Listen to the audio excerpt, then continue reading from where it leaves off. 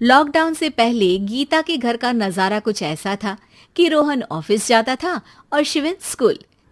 जिनके घर से जाने के बाद गीता काम खत्म करके बाकी समय आराम करती थी। लेकिन लॉकडाउन के बाद ऑफिस और स्कूल घर में ही खुल गए और इससे गीता का हाल वो तो आपको देखने में ही मजा आएगा।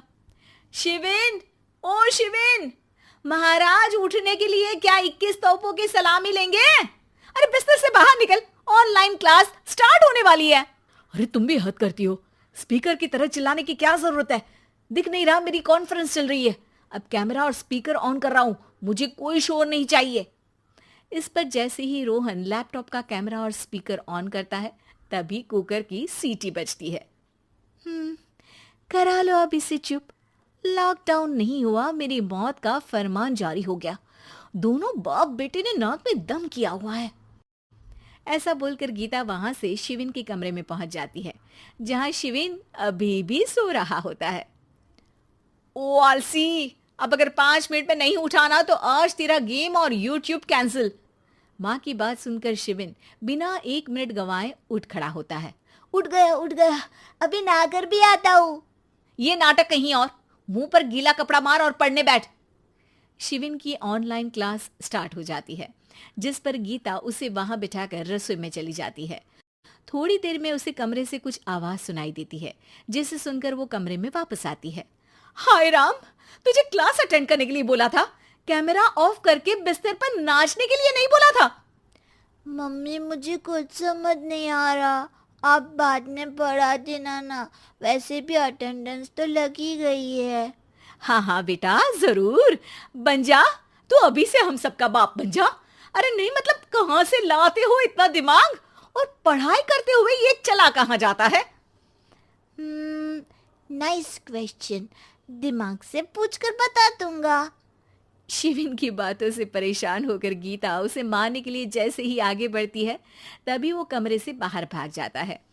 अब शिविन आगे आगे और गीता हाथ में चप्पल पकड़े उसके पीछे पीछे पूरे घर में दोनों घूम रहे होते हैं। इसी बीच वो रोहन के पास पहुंच जाता है और शिविन को मारने वाली चप्पल रोहन के लैपटॉप पर जाकर गिरती है। ओए माँ! मम्मी, आप पापा को चप्पल मार रही हो? वो आज तक के रिपोर्टर, चुपचाप जाकर क्लास अटेंड कर ले, नहीं तो अगली तेरे पीछे लगेगी। इस पर शिविन वहां से चला जाता है, जिसके बाद रोहन गीता से कहता है, इस सर्कस के लिए कुछ बोलना चाहोगी?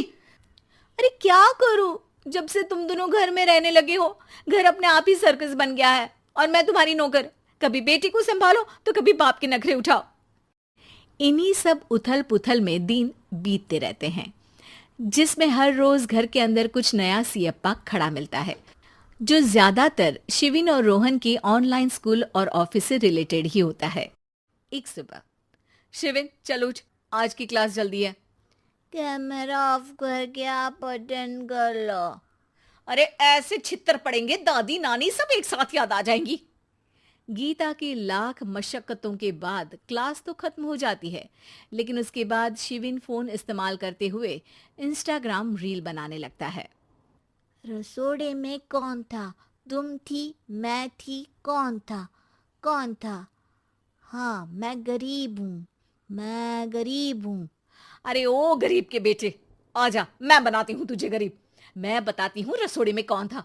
पढ़ाई करने बोलो तो इनकी माँ मर जाती है, और ये पागलपंतियां जितनी मर्जी करा लो। गीता शिविन को डांट रही होती है, तभी रोहन बीच में बोल पड़ता है। अरे बच्चा ही तो है, इतना गुस्सा क्यों कर रही हो? बेटे का साथ देने की इसी एक कोशिश में अब शिविन के साथ साथ रोहन भी गीता के गुस्से की सूली पर चढ़ जाता है। अगर बेटे पर इतना ही प्यार आ रहा है तो इसे क्लास अटेंड क्यों नहीं कराते, इसका होमवर्क क्यों नहीं कराते? उस समय तो बहुत जल्दी मीटिंग आ जाती है, वो काम मैं करूं और यहाँ इस बेफिजूली की चीज में तरफदारी करके बन जाओ महान। हे भगवान, कोई तो इनके ऑफिस और स्कूल खुलवाओ, मैं इन्हें और घर में नहीं सह सकती। अरे कुछ और मांग लेती, क्योंकि तुम्हारी ये विश इस साल तो पूरी होने से रही, कोरोना। हाय नास बेटे ने जिंदगी ही बर्बाद कर दी। खाए कोई पचाए कोई, कल मुझे चुन चुन कर सबको मेरी बद्दुआ लगेगी। उन्होंने दुनिया का और इन बाप बेटे दोनों ने मेरा जीना मुश्किल कर दिया। गीता वहां से चली जाती है, जिसके बाद रोहन शिविन से कहता है, अरे तुम्हारी मम्मी इतनी भड़की हुई क्यों है? आपकी वजह से पूरा समय घर में रहते हो और उस पर कोई काम कराने की जगह बस ऑर्डर देते रहते हो। अच्छा बेटे, सारा इल्जाम मुझ पर? पूरा दिन तो वो तुम पर ही चिल्लाती है। हाँ, मतलब दोनों का 50-50 है, कुछ करना पड़ेगा।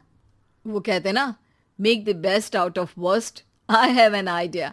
वैसे तुम्हारी माँ सही कहती है, बहुत जुबान चलाने लगे हो, कम बोला करो। अगली सुबह रोहन और शिविन अपनी गलती को सुधारने के लिए गीता के उठने से पहले घर का आधा काम खत्म कर देते हैं, जिसे देखकर गीता खुश हो जाती है और फिर बाकी बचा काम वो तीनों मिलकर पूरा कर लेते हैं। जिसके बाद अब वो सब मिल बांट कर हर काम में एक दूसरे की मदद करते हुए लॉकडाउन का मजा लेने लगते हैं।